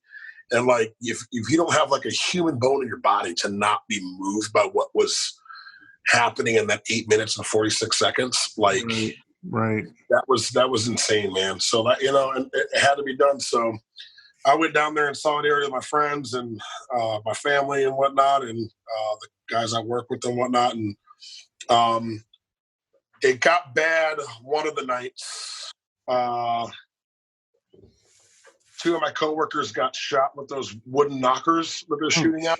Yeah. They're like, this is the Red Bull can I got. They're that fucking thick almost, dude. Like, Jesus. And they're supposed to be shot at the ground, not at the person. And they're shooting them at the fucking people, dude. Like, Jesus. Like, head on. And I'm like, dude, this is fucking insane. It was about 2 nights of heavy rioting and whatnot. peaceful protest until the curfew got imposed, and then it got progressively more peaceful. And then I went 3 of the nights, and on the second or third night I went, the police chief actually went out and marched with everybody. And like a part of me wanted to be like, you know what, that's a good thing. And then I realized, like, you know, this is just a fucking PR stunt. Right. So it was just very, I don't know, man. I don't like this episode of Black Mirror that we're all living in right now, and it's really fucking weird. Yeah. And, where do you think this is all gonna lead towards? I think it'll be a lot like England. We're gonna have to be honest, I think it's gonna be a defunded police force. I know Albuquerque, if I'm not mistaken, if I read that correctly, they're going to have social workers respond to domestic violence calls now. Oh, okay. Just get people that are like, you know, I guess like, you know, more mentally fit, fuck physically fit. You don't need to do anything physical to disarm somebody emotionally, I guess. Right. Like, it's going to lead to people like who can mentally disable someone from a situation, to de-escalate a situation, like, versus like, you know, insecure little dick cops, like pissing on, you know, whatever and getting all mad, or I don't know, man. It's, it'll be a lot like England. You'll have like actual peace officers, and if shit gets real bad, they'll call SWAT type dudes in, you know what I mean? Okay. But, and they have like, you know, I'm sure it's not a perfect system, but like, they sure as fuck have way less issues than we have in America as far as killing their citizens like on a day-to-day basis. And you guys just had like another police killing not too long ago in Atlanta. Yeah, this past weekend. Yep. Yeah, that's fucking crazy, dude. It's insane. Atlanta erupted this weekend from that one. So I've been watching, man. I've been keeping like close eyes on where all that stuff's popping off, and it's. Did you see that speech Killer Mike gave? I want to vote for him for fucking president, man. Yeah. If he ever was, I'd write his, if it didn't ruin the chances to get Trump out of office this coming election, man, like I would vote for him in a fucking heartbeat. Yeah. Like that moved the shit out of me, man. Yeah, he's an amazing dude. Fucking amazing dude. Yeah, that was a very good speech to watch. Did you watch the 846 from Dave Chappelle? I was just going to ask you. Yeah, I've watched it twice already. He's doing that here in Ohio, man. Here in Yellow Springs, it's like an hour away from here. Oh, that's right. Yeah, He's been doing those shit. One of our friends is the DJ for it, and on like in our graffiti crew. They're like doing shows. They're doing things like that. I think like every other day or so. He's like, it's a series of what he's doing. It's the same thing, but it's to like help raise awareness to what's going on. And like, I think a lot of the proceeds all go to like the BLM movement and stuff like that. So yeah, we have that podcast I was telling you about. We were all inking John Romita Jr. They're all up on eBay right now being auctioned off for the Bail Project.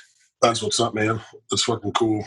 Yeah, I mean, that's the other thing I've been very happy to be a part of is we've had when COVID hit, yeah, we got commissions and made some money, but we all did what we could to do more artwork, to auction off, to help. At first, we were helping an organization in Queens that they take the money and they paid the restaurants to work and produce food, and then the restaurants gave the food to the hospital workers. Yeah. So it was a nice little organization to be involved with, and that was in Queens. So, yeah. I mean, what was that organization called? I don't even remember. I can look it up. That's all good. But my art dealer, the Essential Sequential guy who runs it, his brother is involved with the organization, and his wife is a frontline worker, nurse in the ER. Oh yeah, to see all that crazy shit, man. Yeah, dude, it's fucking brutal. My dad is one of the people that doesn't believe it's a real thing. That terrifies me, man. He's 70 years old, right? Yeah. COPD, from a life of smoking and retired. You know, he's an Army vet, and he just can't tell this man that it's not gonna come all crashing down. And what makes him? Is he like a Trump supporter who believes this shit? My dad is a Puerto Rican immigrant who has a very Spanish name, and like I think he regrets it, man. To be honest, I think he regrets it, but he does not look your typical demographic as somebody who would vote for him, and he voted for that dude with bells on. Oh my God. Yeah, he's an anomaly, man. Like for being like as encouraging as he was for the arts as a kid, man. Like old age has turned him into the Puerto Rican version of Clint Eastwood in Gran Torino. That's the best way to describe him. Oh my God. Dude, what happens when you get older? Like you hear that story, I'm like, I don't want to be that dude. Yeah, man, not at all. I love that man to death, make no mistakes about it, but I just feel like every time I talk to him, it's just like, I don't care. I went to the grocery store today. I didn't wear my mask. Like, dude. And I'm not laughing in the sense of like, this is funny, but like. No, I get it. Yeah, I totally. Like, you are just so insufferably like stuck in your ways, dude. And it's, it's, I don't know what to say, you know? I told him, like, just don't ever put me in a situation where I have to be like, I told you so. Like, I just don't. You know, I don't want to be that to my 70-year-old dad. You know what I mean? Like, of course, yeah. Yeah, man. These are some fucked up times, man. I cannot wait to get abducted by aliens. I feel like that's going to happen. That's the next thing that's left. Like, right. You know, take me the fuck away. Yeah, exactly. It might not be a bad thing. I don't know. When they saw that, the NASA even like. The Pentagon or whatever, like, declassified alien footage, and we didn't even care. Yeah, I know. We're the only country on Earth that gets bored of the pandemic on top of that. Yes, that's very true. Yeah, dude, when they announced they were reopening, there's this Trumpy dude in my neighborhood. Oh, boy. He put off a fireworks display like 4th of July style. Like what? Like you stormed the beaches of Normandy, motherfucker? Right. So like we're just sitting upstairs chilling. My wife and I, my kids are hanging out in one of their rooms, and we just hear all these explosions. Oh, God. And I open the door, and my entire neighborhood sky is lit up. And I was like, this is not good. Oh, man. So I was in China the week they fucking announced the outbreak. That was weird. Oh, shit. Yeah, I was filming their version of Ink Master up there. It's called This Is Tattoo. Okay. And I was one of the judges on that show. And I was there for 2 weeks in Shanghai and Suzhou. Yeah. And on the way back, they were temperature checking people on the flights.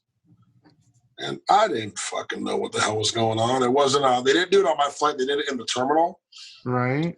My friend Griffin was coming back. He went out there with me, but he took a separate flight home to New York. And yeah, they were doing the temperatures of his flight, his connected flight. And when we got back, they announced like the full global scale of the outbreak. Like New York had already had a couple cases. And I didn't think anything of it. And I got like an email from Delta, and they're like, yo, are you symptomatic? You know, I was like, why are you fucking asking me that? Oh, shit. And they didn't say anything about that, I guess, for patient confidentiality. There may have been somebody that was on my flight that had it. Oh, my God. That was in December. I was fine. But I went back to New York in February, and I got sick for a couple days. And I had like a cough that lasted a month. Oh my damn, dude! You think you had it? I thought I'm wondering if I did, to be in hindsight, because I was pretty good about making sure nobody was around me and stuff like that. But I also nobody thinks of it because it's like not at a doorstep to that degree yet. So I was wondering, did I have that shit at one point in time? Right. But then I'm hearing about other friends of mine who definitely had it, and I'm like, oh shit, that sounds like life-threatening, debilitating. But then you realize how many forms this shit takes. Right. So I was telling you about Mateo. So after doing that, he thought he had it, but it was so mild he could barely tell. Probably wasn't what it was, dude. And then his girlfriend got it, and she wasn't like fucked up. She was just in bed with a mild fever for like 2 weeks. Yeah. It wasn't getting better, but wasn't getting worse. Right. So, yeah, I mean, who the fuck knows, man? It's a fucking wild-ass world. I cannot wait till we are able to go to conventions again, and I can talk to my fucking dudes. No shit, man. Be a goddamn nerd in public. Yeah, that's my social life, is getting to conventions with my artist buddies, because I'm pretty hermity when I'm at home. Right. We're going to go ultra when that shit happens, though. I feel like we're going to have there's going to be like a post-apocalypse baby boom. Yes. Nobody's pulling out. Everyone's getting pregnant. Yes, that's definitely happening. That's going to be a real thing. There's going to be a whole boom of just like these kids like, oh, yeah, man, the world fucking got a vaccine and here we are. Yes. It's going to be, I can't wait to go back to normal. Some things will never be this. I think we're always going to be tattooing with masks on from here on out, and I'm cool with that. Yeah, I could. I don't think that'll ever change, and I'm like, I think it's. But man, just giving somebody a hug goodbye. You know what I mean? Right. I can't wait till I can consciously go see my parents. Right. Again, where I don't have to worry about me bringing something into my dad's house. Right. So, right. Totally. Yeah, I'm with you 100% on all that shit. It's it'll be a good time when we can actually go to a fucking Comic-Con, man. That's the shit I live for, dude. I'm grumpy a lot, and I'm not the beacon of positive energy by any means. But dude, you get me first week of October every year in New York, dude. I am the happiest kid on the fucking planet. Or that the 10 days I take to go to San Diego to go to the show and do tattoos on my friends, those are the 2 times of the year I'm just this is life. This is exactly what the fuck it is. And I need that back so bad. All of us do. Yeah, definitely. Do you think we're gonna go back to cons as we knew it? Yeah, I mean I think so once a vaccine's formulated. Right. If Mother Nature decides to not diarrhea on us at any point in time and say, oh, wait, I got one more. This is called the Broronavirus or something. And she ends up really raining on us. That'll be, right. I hope that's not what happens, but we'll see. I think we'll go back to normal though. I just think, I think the vaccine is going to calm everybody down. Yeah, we can't live beyond plexiglass, dude. This is not going to happen. You imagine someone coming to your booth and trying to discuss things with you with a fucking 6-foot-tall plexiglass. Yeah. It's just gonna. It's gonna make it too sterile at that point. I agree. I totally agree. We thrive in that human element, no matter what we need. An interaction that's more meaningful than okay, look at me in a cage. Right. Yeah, absolutely. Yeah, totally. Fuck. No, it'll come. It'll be back to normal. I don't know if I want to be the first guy that gets a fucking vaccine, but right. I definitely don't. Yo, you let me know how that works for you, dude. Right. Can you still pee and take a shit? Right, totally, man. Or you see those commercials the side effects include gambling, turning into melting in the shower. Yeah, that shit freaks me out too. So yeah, I'll wait and see what's up with that. You let me know how that works out, and then I'll follow suit. I get flu shots every year. Just I think out of my kid is in elementary school, going to middle school now. So okay. Those kids are still picking their butts and flicking boogers everywhere and shit. So definitely. Playing fart pranks and each other's stuff. You never know. I don't know. I just assume everything at my kid's school is covered in poop and or mucus. So yeah, it probably is. yeah. So I I always do the flu shot every year just in case. I had the flu once really bad and it felt like hot death. Oh shit. But once it's standardized and it's doing its thing, I'll get myself a corona shot. Yeah. I want to get an antibody test, but I only heard they're only 40-something% like Right. I was accurate? curious too. Because when it first hit, there was a point where me and everyone in the house had like a little cough for like a week. It was never bad. And I was Yeah. just felt really tired. And I'm just like, I wonder if that was it. Dude, and you know what, man, that's what's crazy. That's not a wild thing to assume. Like, you know, No. that's a pretty normal ass part for that stuff. Like, you never know if that could be what's going on. Yeah, totally. So yeah, I would like to know. They asked my wife where she works if they were interested in an antibody test. Mm. She said yes, but never heard anything more about it. Or yeah, I want to get one when I feel like they can actually tell that I've had it. Yeah. You're like, tight. I mean, and then I want to like, oh, now that I have it, can I just like run fucking butt naked through the city or something? Exactly. Because if you know you've got the antibody, you're good to go. I'm gonna lick every shopping cart handle right now out of solidarity with the human race. Sir, we don't advise that. Like, you know, I don't know. I've got the antibody. The antibody. It's in me and nobody else can have it. I like how I was watching during the beginning of the quarantine, I was seeing like the movies that were trending and like Contagion and Outbreak. And I'm like, who watches this shit? That's like watching like La Bamba or like The Gray on an airplane flight, like mid-Atlantic, you know? Like, right, you know? Exactly.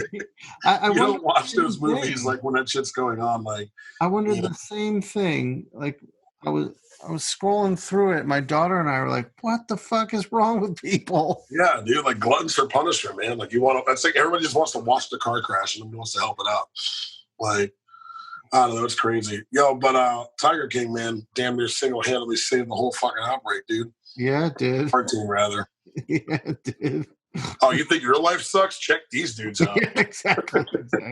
They're in methamphetamine-fueled love triangles with tigers.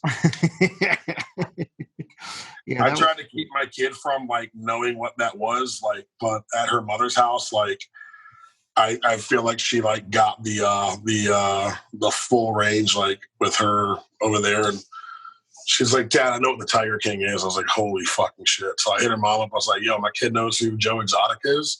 She goes, she's never watched the show, but she knows enough about the jokes we say in the house. I'm like, all right, cool. So my kid gets a curse pass once a day. She can say one swear word, and she's like, "Can I use mine today?" And I was like, "You can use it every day, just once." So like, oh man. She just goes, "All right, are you ready for it?" I was like, "Should I get the camera out?" She goes, "Yes." She goes, "Carol fucking Baskin," and I'm like, "This is totally worth your swear pass for the day," and that's good. Dude, that's awesome. You have it. We're not doing it again. Oh, that's awesome. She's been a pretty good. How have your kids been with the not having to go to school and stuff? They were very. It hurt my daughter a good bit because this is her senior year of high school. So, yeah, I was going to ask you what age are they in because that affects it greatly, I think. Yeah, so she lost her prom, she lost her graduation. Although now they're saying they're going to have a prom in July and they're going to have a graduation at the end of July. Gotcha. I'll see, but she was upset about that. My son was fucking on cloud 9, man. How old is he? He was finishing 8th grade. Oh yeah, he's loving it, dude. Yeah, so he was like, I get to sit around and play my guitar and draw all day. I'm down. Yeah, my daughter's in 4th grade, and she's like, "This is tight as fuck." Yeah. And then he's like, right now he's like, so when we go back to school, are we going to be going back to the building again, or are we going to be doing the homeschool shit online? And we're like, we don't know yet, man. Depends on how hard you sneeze, buddy. Right.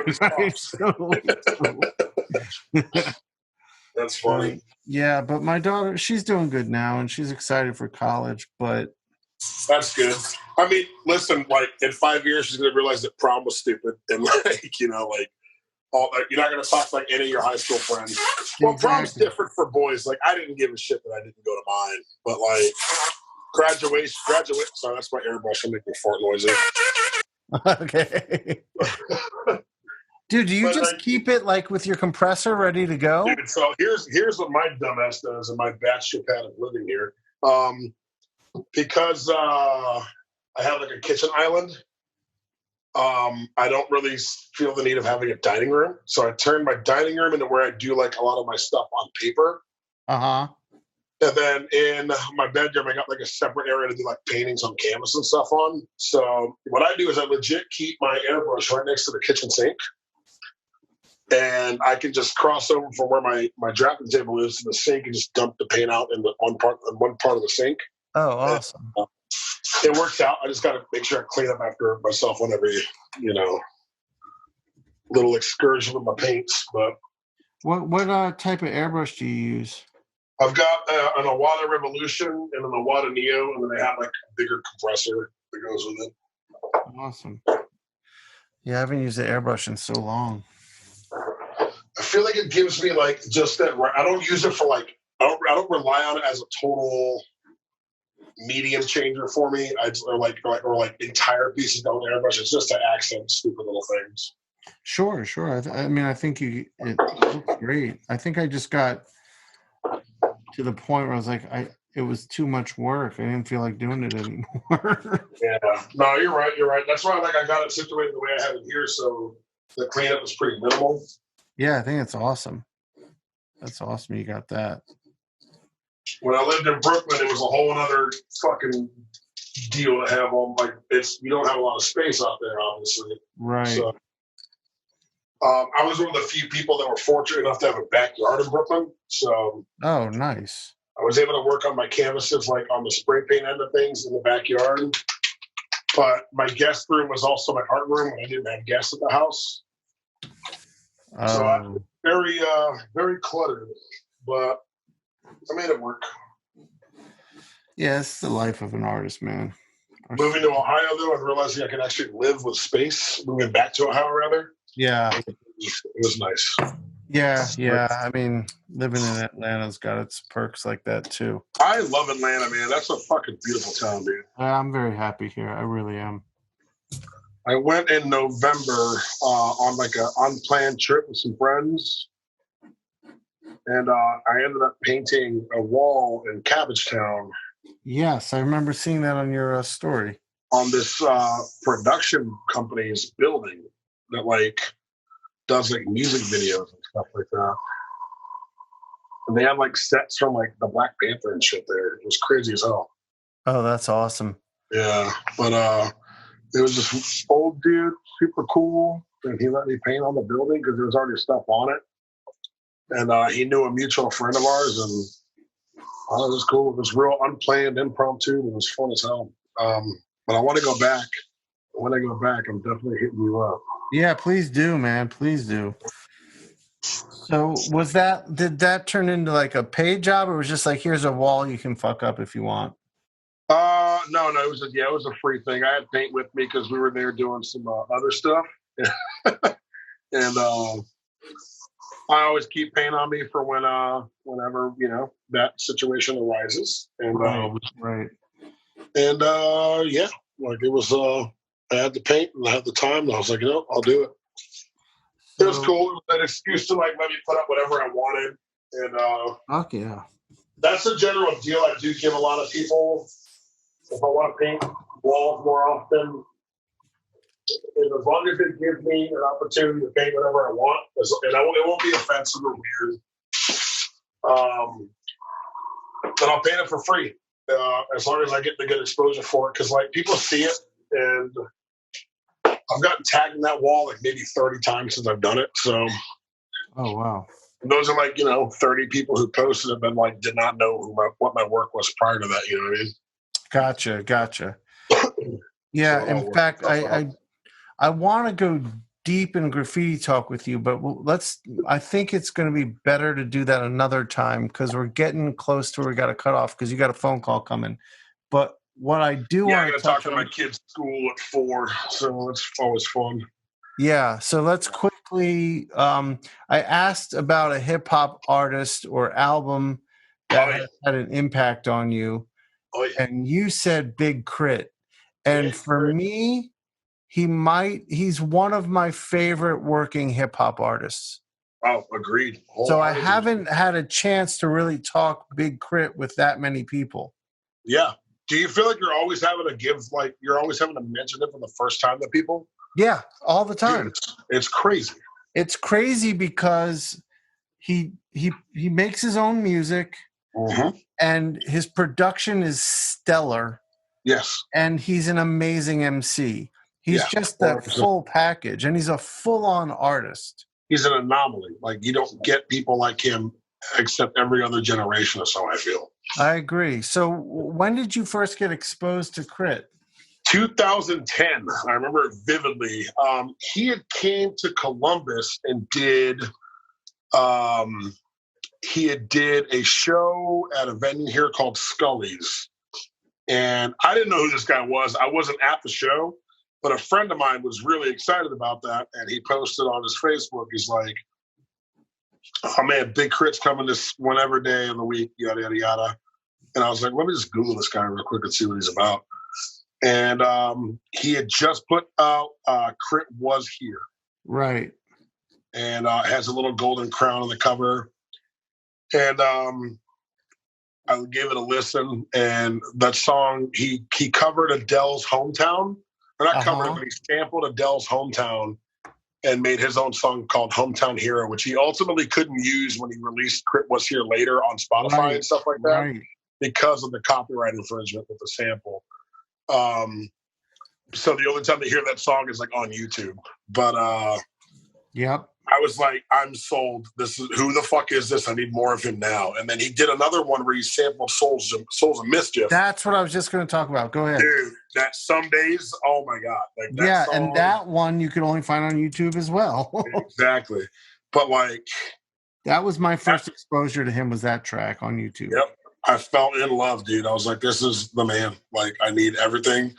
And that country shit song, dude. Oh my God. Like being from Texas, I was just like, and he's got Bun B on it. Holy shit. Yes. Like, yes. Nothing was the same after that, dude. And I've been a fan of his ever since, man. And 10 years later, I can bump anything he's put out from that initial exposure to him 10 years ago to now. And like, I'm talking like one of the very few rappers who I can listen to, especially Southern rappers, I can listen to from front to back. And his style transcends the South. He's very profoundly Southern. Without a doubt. But I mean, like, he's like the Southern on some outer space shit. Like, right. It's a whole nother level with that guy, man. And people always, I just feel like I'm always having to just tell people for the first time, like, yo, but do you fuck with Crit? They go, who? I'm like, God damn it. Like, yeah, I know. Where are you with your life? and to hear like him talk about the struggles of like just his own career, it's crazy to me. Straight up, because nobody wanted to give anybody a shout out of Mississippi except David Banner. He was the one. Yeah. So like that's all that anybody ever fucked with. I was like, dude, Crit is all that and then some. No offense to David Banner, but like no doubt. Crit is like literally like he's the Neo in the Southern rap matrix, man. And like people need to understand that shit. You're absolutely right, man. That's exactly how I felt. I got into him at a time where I was starting to give Southern rap a full chance. I mean, I came from the North, so I remember when Outkast's first album came out, I was like, oh, I can fuck with this. Yes. But even then, then it became the whole No Limit scene, and I was not into any of that. Right. That's an acquired taste for sure.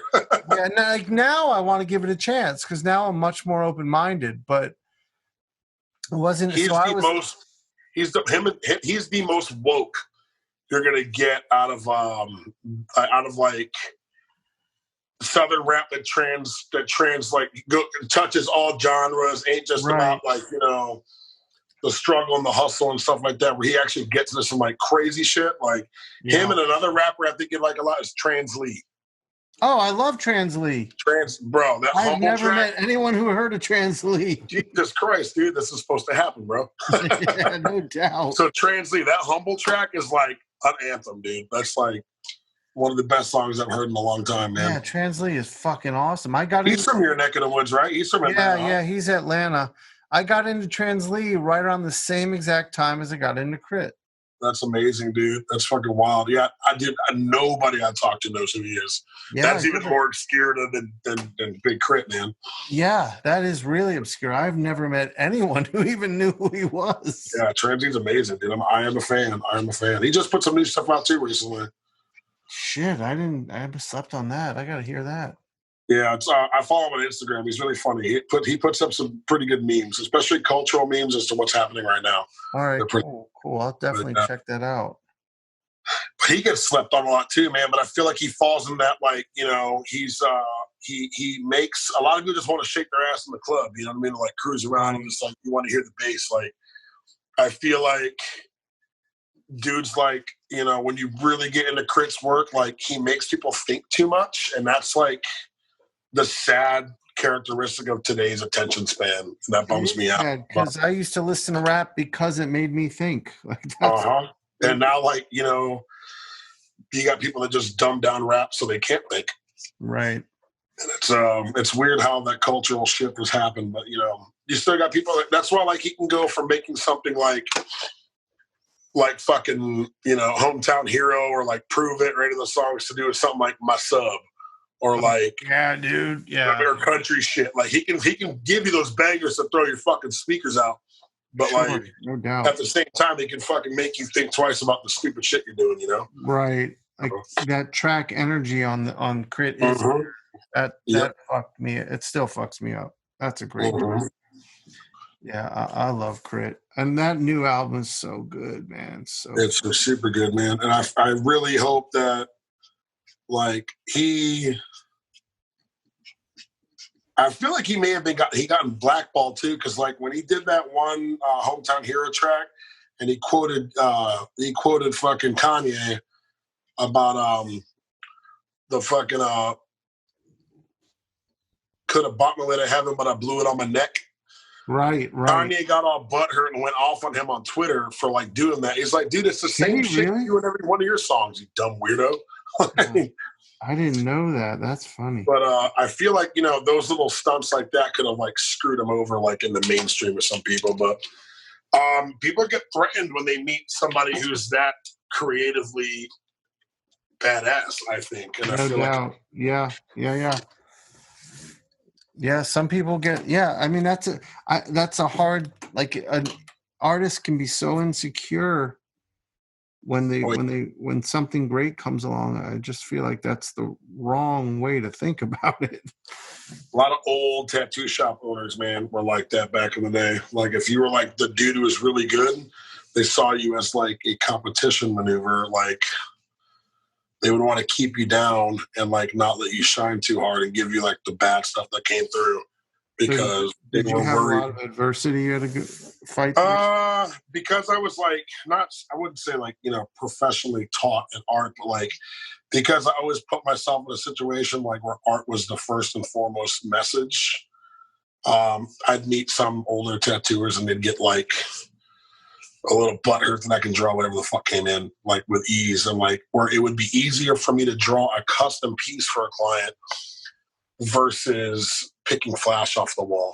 Right. Or like if I went that extra mile, they'd clown on me for working too hard. You know what I mean? And it's just like right. Why would you get mad at me trying to give it my all? Like, yeah, exactly. That's what you should be doing. I think it just it made them feel like, oh shit, I have to do work now. Fuck him. Yep, complacency is a fucking motherfucker, dude. No doubt. What the people, man, like, and like these days, man, I'm not tattooing often, man. Like I tattoo like 2 or 3 days a week, and like the rest of the time I'm at home painting because like I've been fortunate enough to be as lucrative doing that, which is where a lot of my heart's at now. I love tattooing, don't get me wrong. It's like my heart and soul, but like there's a lot of trauma around it coming up in that, you know what I mean? Like same with graffiti and stuff, and like getting back to just being at home and making the art that I really enjoy, and being able to like somehow make a living off selling that and doing that stuff. Like, you know, I'm pretty fortunate for that, and I try to make sure I do that as often as possible. Like, plus it's fun. I like to hang out with my kid and my cat and shit, and like, I get it, man. It's a lot easier than what it used to be, having to be out there in the world all the time. Yes. I mean, I'm feeling the same way. Just fortunate that I can just sit in my studio and draw, and people will buy it. Right. Do you have the drop in any conventions if they are going to be happening? Like, are there any tentative dates for some of the ones that you've had to reschedule? Well, right before we got on, Emerald City officially canceled the rescheduled show for August, so that's not happening. Okay. Do you think there's going to be no shows for the duration of the year? Because they still didn't cancel New York Comic Con yet. I know they didn't yet. The Javits is a hospital right now, dude. I know, dude. It was a fucking part of it was a morgue, and they're going to be artists sitting there. No, I think we're not looking at any shows this year. That's my guess. Yeah. I mean, people were talking about Dragon Con the other day because they haven't canceled. Yeah. But, yeah, I can't see New York happening at all. And that's. I mean, I got screwed over last year out of New York Comic Con, man. Like, I think they fired my guy in small press. Yes, yeah. He handled my part of the vocabulary, and I put paperwork in again from the year prior. And I always fill out my paperwork in the Javits for Read Pop before I leave, so I don't get fucked out of next year's. And they screwed me over. They didn't get me in, and I got really mad. And I wrote them a strongly worded message, and nobody got back to me. Oh, dude, I hate the corporations that have taken over Comic Cons. It's gotten weird. It's gotten weird, man. And then like I'll see people who like don't do shit. I'm like, how did you get into Comic Con, dude? Yeah. Well, yeah. And then if you're on a TV show, it's like, never mind, you're an artist. You're gonna get bumped for this. Right. I mean, to go to a show where a comic convention, where a certain green room is only for the TV and movie talent, but the artists get this other little shitty green room. It's like, motherfucker. That's weird. It's fucking weird. Yeah, it's strange. Well, I hope we get back to him soon, though.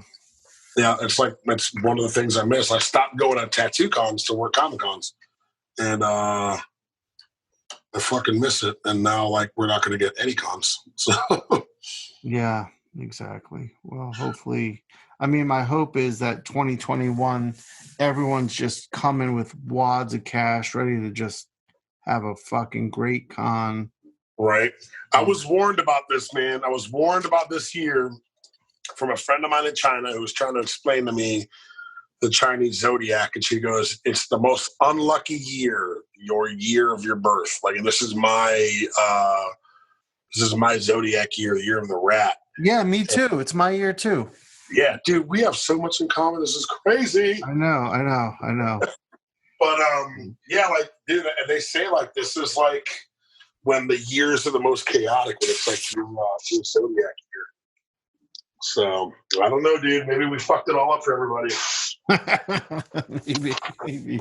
I mean, look, as bad as things are going, I am finding ways to thrive. For sure.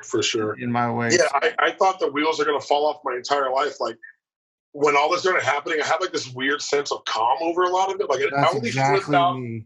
Yeah, I only flipped out once. It was like, yo, I might not make it out of this shit alive. And then, like, something happened, and I was like, oh, man, this is going to be fucking A-okay, dude. So. Yeah, that's exactly what I went through. I kind of, like, for the first month, I clicked into, like, instinct survival mode where I was like, my family needs food. I got a mortgage to pay, and I just hustled like crazy. And then after a while, I was like, shit, I'm starting to do well. You're like, I have all this toilet paper. Right. Dude, that's a whole nother fucking story, man. How do we switch up to, like, how does it get to that? We're like, yeah, this is what we need right now. Yeah, no one saw that coming. That was strange, man. Dude, yeah. Like, you can make anybody just buy en masse a ton of shit. Yeah, most def. All right, man. I'm gonna call it here unless there's something else you want to talk about, because we're getting close to your call. Word up. Yeah, I'm just doing my little doodads. I'm gonna be finished in a minute. All right, yeah. Show us. Yeah, let's look at what you're doing. So I got my surfer here is just about penciled. I got lazy on the feet, man. I did. No, you don't get lazy too. I got lazy on the feet. I just made a blend into his board. Oh, I like that. I pulled a certain other comic book artist maneuver just now. Oh man. That's At least it wasn't drawing a shield. So yeah, I think it looks dope. I love it. I love that. Thanks, man. Yeah, it's just I don't know, little express, a little doodad. Very nice, very nice. So yeah, here's mine. I will. I love that. Look at that thing. Oh my god. Yeah, I got some work to do on it, but I'll definitely send you a scan when it's done. Fuck yeah, dude. Please do. Yeah, and do me a favor, send me a high-res scan of yours too, because I embed them at the back of the podcast at the end. Well, dude, man. Cool. Well, I'm gonna hit stop. Wait, I bought this scanner here. I'll show it to you. Okay. I bought this scanner here strictly because it has a large format flatbed on it, but it's this guy right here. And I got it for $2 and some change. Oh, shit. Oh, see, that's my cat just does things like that. But it's a full 11x17 scanner bed. Nice. And like, I couldn't, it's called the HP Office Jet, but I couldn't find any standalone scanners that weren't like $600 fucking dollars or something like that. Yeah, I have the Epson version of what you have. Gotcha. It's got a full bed on it. It was like $2 something, but to get those Epson flatbeds that are oversized and super high res, you're looking at over $1,000 at least. Dude, yeah, it's insane, man. Like seeing how much it costs, I was like, this is out of goddamn control. Yeah, let me switch my. But but I will scan this in. It's 12x12, but it should fit in there just fine. But, yeah, cool, awesome. Yeah, it looks dope. All right, so it was fun talking to you, man. You too, bro. I'm gonna hit stop on here, and then we'll say goodbye on our own. So thanks for doing the show, Dave. Thank you for having me. I appreciate you very much, dude.